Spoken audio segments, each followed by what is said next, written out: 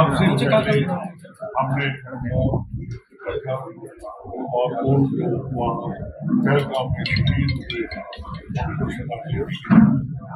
और साथ ही जो वहाँ का माहौल था, कैसे माना गया देश के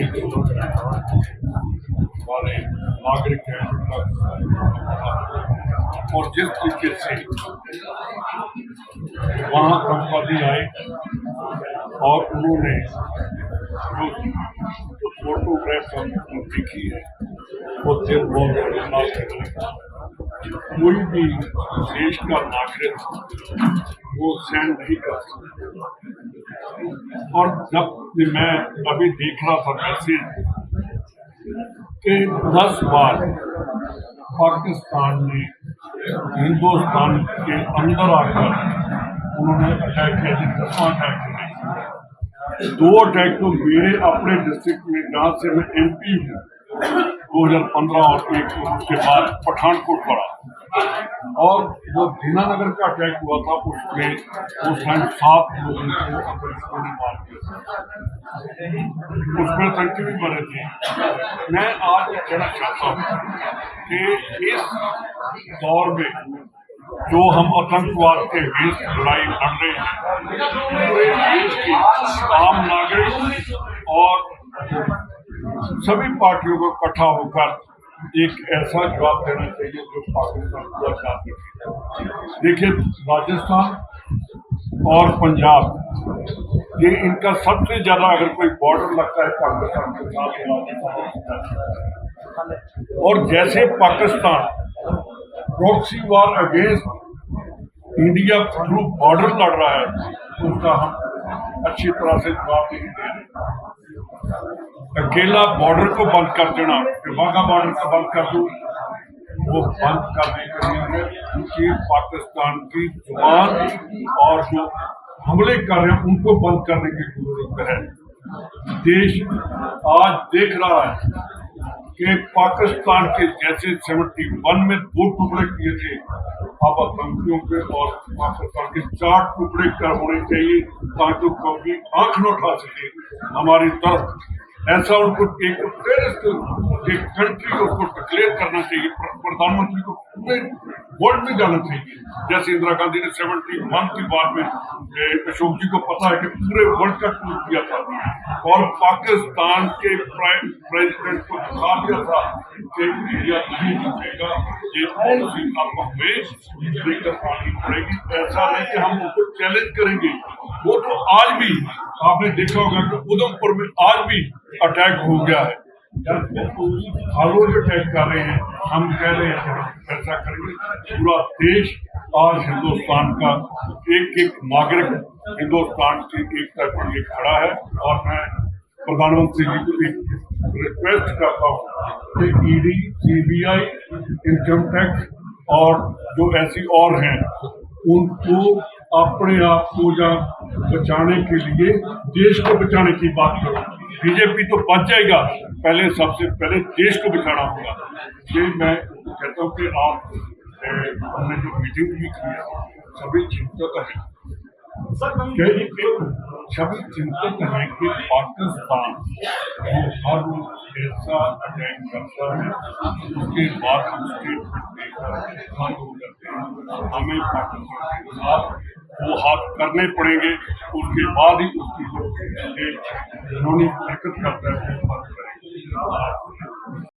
बचाओ अभियान AICC ने दिया है और पूरे मई महीने में वो चलेगा। उसकी शुरुआत आज प्रदेश कांग्रेस कमेटी की बैठक के साथ में हुई है। 28 तारीख को माननीय हमारे राष्ट्रीय अध्यक्ष खड़गे साहब आएंगे और रामलीला मैदान में एक बड़ी रैली को संबोधित करेंगे इसी क्रम में। और उसके बाद में जिलों और विधानसभा क्षेत्रों के प्रभारी आज ही प्रदेश कांग्रेस कमेटी सभी में लगा देगी और वो जाकर के जिलों में और ब्लॉकों में बैठक करेंगे और 28 तारीख को ज्यादा से ज्यादा जो पदाधिकारी और जो वर्कर्स हैं वो आएंगे। और उसके बाद में जो जिलों के प्रभारी और जिलाध्यक्षगण है वो जिले के अंदर एक टाइम दिया है 10 दिन का, उसमें जिले में रैलियां करेंगे। उसके बाद में हम लोग विधानसभा वाइज रैलियां करेंगे और उसके बाद में हम घर घर संपर्क अभियान जो हमारा है वो मई के आखिरी महीने में चलेगा।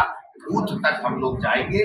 संविधान को बचाने की जो ये मुहिम है और जिस प्रकार से जो कायराना हरकत आतंकवादियों के द्वारा की गई है और बार बार की जा रही है, हम 11 साल से देश के प्रधानमंत्री को ये सुन रहे हैं कि हम लोग आतंकवाद का सफाया कर देंगे, आतंकवाद समाप्त कर देंगे, लेकिन बार बार वही आतंकवादी आते हैं, हमारे हिंदुस्तानियों का खून बहाते हैं, कत्ल करते हैं, चले जाते हैं। तो अब हम प्रधानमंत्री जी से आग्रह करेंगे कि बातें बहुत हो गई, कार्रवाई होनी चाहिए। पूरा देश कार्रवाई आतंकवादियों के और पाकिस्तान का हाथ है तो पाकिस्तान के खिलाफ करने के लिए उनके साथ कंधे से कंधा मिला करके जो समर्थन उनको चाहिए वो देंगे, लेकिन उनको हर तरीके से इस आतंकवाद को समाप्त करना चाहिए।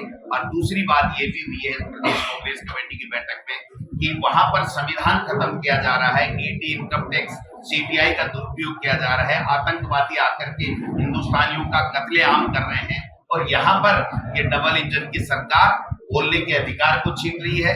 यहाँ पर लोगों को प्रताड़ित किया जा रहा है, झूठे मुकदमे बनाए जा रहे हैं। सीकर में एनएसयूआई के एक जिला अध्यक्ष के द्वारा एक काला झंडा सांड के कारण से जब गाड़ी रुक गई तो पास में जाके दिखा दिया, उसको 20 आदमियों को तो गिरफ्तार कर लिया, उसको 3 दिन से अंदर है, उसको जैसे कोई ये बलात्कारी हो उस तरीके से उसका जुलूस निकाला जा रहा है। रामनिवास गुप्ता ने संघर्ष किया कि जो लोग हादसे में मर गए हैं उनको मुआवजा सरकार ने उसके घर पे जाके उसका जो है वो ट्रांसफार्मर उतार दिया कि ये इसकी फसल बर्बाद हो जाए, ये पीने का इसको पानी नहीं मिले। इसके इन दोनों घटनाओं के खिलाफ भी पुलिस प्रशासन, बीकानेर, सीकर और राज्य सरकार के खिलाफ भी हमने ये जो आतंकवादियों ने कायराना हरकत की उसी तरीके से ये भी लोगों की आवाज दबाने के लिए जो हरकत कर रहे हैं, संविधान को नहीं मानने वाले लोग हैं, उनके खिलाफ इनका प्रस्ताव लिया गया है।